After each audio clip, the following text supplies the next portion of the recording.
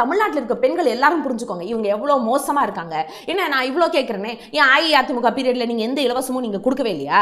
நீங்கள் கொடுத்த எல்லா விஷயத்தையும் நீங்கள் வந்து சரி கட்டிட்டீங்களா? நீங்கள் கொடுத்த வாக்குறுதியெல்லாம் நிறைவேற்றிட்டீங்களா?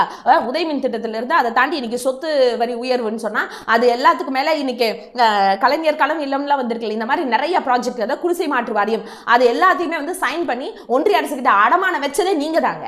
இது எல்லாத்தையும் செஞ்சது நீங்க இவ்வளவு விஷயத்தையும் செஞ்சுட்டு கொஞ்சம் கூடி ஒரு மனசாட்சி உறுத்தாம, கொஞ்சம் கூடி நம்மனால தானே இன்னைக்கு தமிழ்நாட்டினுடைய நிலைமை இவ்வளவு மோசமா போயிடுச்சு, இன்னுமே ஒரு திராவிட சித்தாந்தத்தை முழுசா விட்டுட்டு அவங்க கிட்ட போய் கீழே காலில் விழுந்துட்டு இருக்கோமே, அமித்ஷா அவர்கள் காலையும் மோடி அவர்கள் காலையும் விழுந்துட்டு இருக்கோமே அப்படிங்கிறதெல்லாம் யோசிக்காம இவ்வளோ கேவலமா நீங்க பேசுறீங்க அப்படின்னு சொன்னா இதை கண்டிப்பாக மிகப்பெரிய ஒரு கண்டனத்துக்கு உள்ளாக்கணும்.